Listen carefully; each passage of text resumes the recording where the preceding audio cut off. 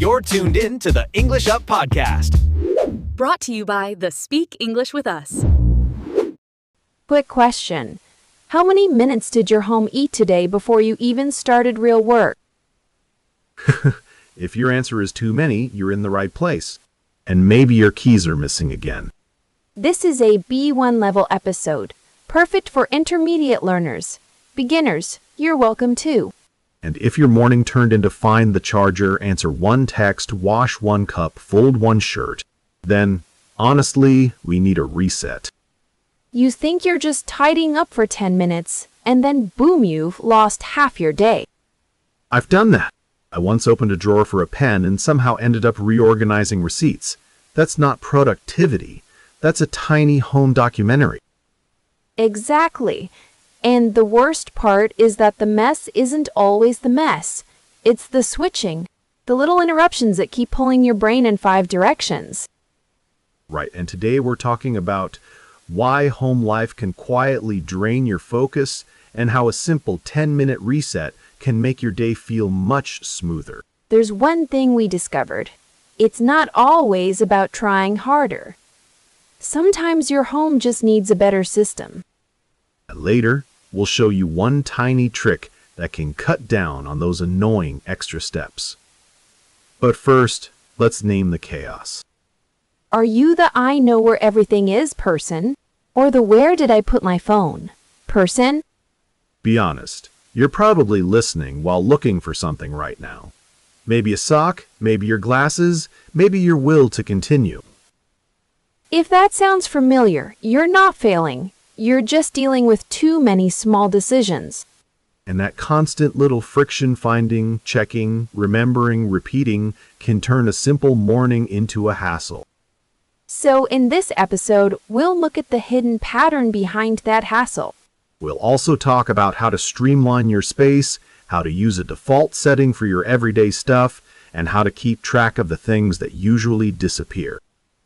Stay until the end for our word tour, 5 expressions that will help you talk about everyday chaos in natural English. And if you're thinking, yep, that's my kitchen, my bag, and my brain, then this episode is basically for you. Before we go deeper, just hold that picture in your head. The rushed morning, the random errands, the unfinished task waiting on the table. And later, we'll give you a tiny reset that can change the whole flow of your day. Picture this. You wake up, you're already behind, and then the day starts asking tiny questions one by one. Where are the keys? Did I answer that message? Did the package arrive? Each one feels small, but together they eat the morning. And the frustrating part is that you don't even notice the drain at first. You just feel busy. Exactly. Busy isn't the same as effective. A home full of little friction points can make every task take longer. So the problem isn't only mess, it's the hidden switching cost, right? Yes. Every time you stop to search, check, or decide, your brain pays a price. That's why a simple routine can streamline the whole day. I love that word. Streamline. It sounds almost calm, like the opposite of running in circles. Right, and most people don't need a dramatic life overhaul. They need fewer awkward little pauses. Fewer, wait, where did I leave that moments. Let me tell you what this looked like in my own apartment. My keys were on the table, my headphones were on the sofa, my charger was in the bedroom, and my bag was somewhere near the door, but not really with the door. That sounds like your stuff was on a field trip. Exactly. And every morning I do this weird little treasure hunt. I wasn't even late yet, but I already felt tense. That's the key. The stress doesn't come only from the task. It comes from the search, the repeat checking, the tiny doubt. And that repeated doubt is a hassle. One missing cable becomes 3 minutes. 3 minutes becomes 10. 10 becomes why am I standing here in socks? The socks are always part of the story. So here's the first useful idea. Give your brain a default setting. Yes, Not a perfect life, just a usual place for the usual things. Keys in one bowl, wallet in one tray, earbuds in one pocket, same place every day. That's so simple, but it changes everything. You're not being organized in some fancy way. You're reducing the number of decisions. And that cuts down on the mental load. Less searching, less rechecking, less drag. Another thing is the leaving the house moment. It's the worst because one forgotten item creates a chain reaction. Exactly. You leave, remember the charger, go back in. Then you see the mailbox, then the umbrella, then the parcel note, and suddenly the whole exit is broken. That's why people feel like the day starts in fragments. Their attention is already split before the real work begins. And when your attention is split, even easy jobs feel heavier. That's why a default setting matters so much. It gives your brain a path to follow. Okay, let's make this practical. If someone had only 10 minutes tonight, what would you tell them to do? Pick 5 things you always lose. Then give each thing one fixed home. Don't redesign the apartment. Just make the first stop obvious. So, keys by the door, charger by the bed, bag on the hook, headphones in one drawer, important papers in one folder. Exactly, and say it out loud while you do it. This goes here. That little sentence helps your brain keep track of the new pattern. I like that because it feels human, not heroic. You're not trying to become a new person. No cape required, just fewer tiny emergencies. And if the old habit is strong, the new one can feel weird at first. Sure, but weird doesn't mean wrong. It just means your default setting is changing. And that means the next morning is already easier before it even starts? Exactly. Same house, less friction, same day, more room to think. By the way, there's a phrase for this calm system shift. We'll break it down later in our word tour. And when we do, you'll hear how these small changes can keep track of your time, your stuff, and your energy without extra effort. So, here's the pushback I keep hearing. Why do I need a system at home? I should just remember where things are. Because memory isn't a storage unit. When your day starts with 5 tiny searches, your brain is already paying a tax. But that sounds a little dramatic. A key, a charger, a card wallet. That's not a crisis.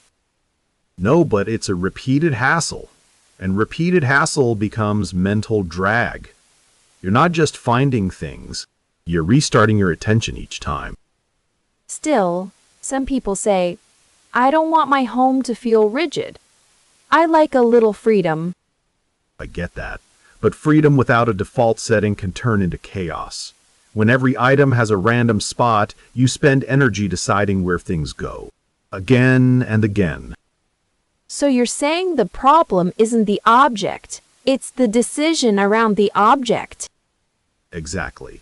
And that's where decision fatigue shows up. It's the idea that every small choice uses a bit of your mental energy. After enough choices, you're slower, messier, and more likely to give up. That hits hard, because a lot of people think they're lazy when they're really just tired from constant micro decisions. Right. And if your desk, hallway, and bag all ask different questions, your brain never gets to settle. But what if the system itself becomes another chore?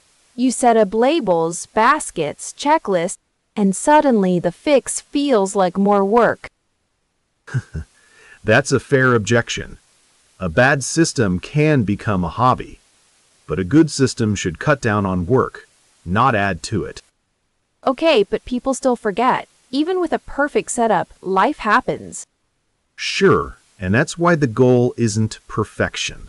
The goal is to keep track of the important stuff with less effort. If you always know where your keys live, you don't need a heroic memory every morning. I can see that, but I also think some people use systems as a way to blame themselves when the day goes wrong. That's a real concern, but a system isn't a moral test. It's just a way to make your environment easier to use. You're not bad at life because your bag exploded in the chair again. My bag has definitely exploded on the chair multiple times. Same. Mine once swallowed a receipt, a cable, and a biscuit. I still don't know how that happened. And yet, the strongest argument for a reset isn't neatness, it's time. If you spend 10 minutes tonight, you might save 30 tomorrow. Exactly. And that's not just a nice idea. It's the logic behind defaults. When the usual way is easy, you don't have to renegotiate the same tiny task every day. But some listeners might say, I don't want to over-engineer my life. Then don't. Streamline the parts that keep tripping you up. We're not building a spaceship here. We're just making the home path smoother. So the case for the reset is really about reducing friction, not chasing perfection. Yes, and friction is sneaky. It doesn't always look dramatic. Sometimes it's just a lost charger, a missing pen, a late departure, and a brain that feels overloaded before noon. And that overload is exactly why the same pattern keeps repeating, because the environment keeps asking your brain to improvise. Right? If you want a better day, start with fewer improvisations. Wait, but here's the last doubt. What if people make the system and still don't use it? Then the system wasn't built around their real habits. The best default setting is the one you can follow when you're rushed, sleepy, or annoyed. That makes sense. If it only works on a perfect day, it doesn't really work. Exactly. And that's why this is practical, not fancy. You don't need a new personality. You need a clearer path. And if that path starts with a spot for your keys and a one-look exit check, that's already a win. One small change can spare you a whole chain of hassles. And that chain is what eats the day. So the disagreement isn't really about whether systems help. It's about whether small systems are worth the effort.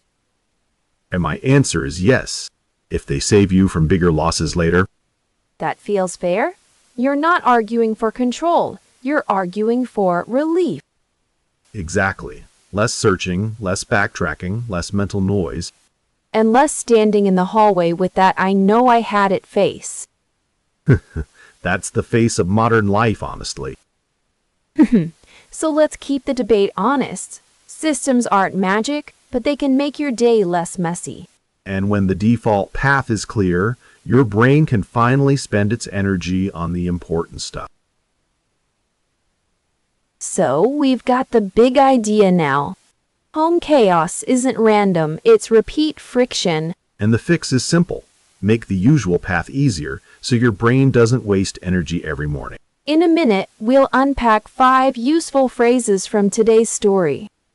These are the exact words that help you talk about messy routines in natural English. Ready? Let's walk into our word tour and make them stick. Okay, let's go back to that hallway scene. Keys on the chair, charger in the drawer, bag half open, and your brain already annoyed. Right, and the whole point today is to make that situation easier. Not perfect, just easier. The first phrase we kept circling around was streamline. And I love this one because it's about making a process simpler and faster. Exactly. If you always toss your keys into one bowl, that's a streamlined move. You stop doing the same search every morning. And that saves energy. So instead of the dramatic, where are my keys performance, you build one calm habit. Yes. A tiny routine can streamline your whole exit. For example, I streamline my morning routine. Short, clean, natural. And that leads straight into default setting, which sounds technical, but it's really just the usual way something is arranged or done. Right? If your phone always charges by the bed, that becomes the default setting. Your body learns the path before your brain wakes up, which is kind of genius. That means you don't have to decide each time. The room already nudges you. Exactly. My bag has a default setting. That sounds funny, but the idea is real. The same spot, the same habit, the same result. Then we had hassle, which is such a useful word because home chaos is full of it. Absolutely. A hassle is something annoying that creates extra work or stress. So when you lose your card before leaving, that's a hassle. When you find it in your jacket 2 hours later, that's even more of a hassle. And the word carries that tired feeling too. Not huge drama, just enough irritation to slow you down. Right. That receipt was a hassle. The extra trip was a hassle. Simple, very natural, very real. Now, the phrase I think most listeners will use right away is cut down on. Yes, because it's about reducing the amount of something. You can cut down on searching, cut down on backtracking, cut down on those tiny delays that steal your day. I like that because it sounds practical, not dramatic. You're not saying, my life is fixed. You're saying, I want fewer annoying steps. Exactly. We cut down on morning stress. I cut down on extra checking. Those are clean, useful sentences.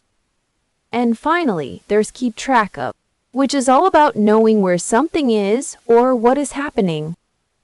This one is huge. If you keep track of your keys, your charger, your documents, and your schedule, your day gets lighter. You're not constantly reopening the same question. Like, I keep track of my passport. Nice and simple. Or she keeps track of the important things. That one sounds smooth because the phrase does the work for you. Can we do a quick mental reset with all 5? Sure, you streamline the path, set a default setting, remove a hassle, cut down on the extra steps, and keep track of the stuff that matters. That sounds like a very normal sentence, but it also sounds like a better life.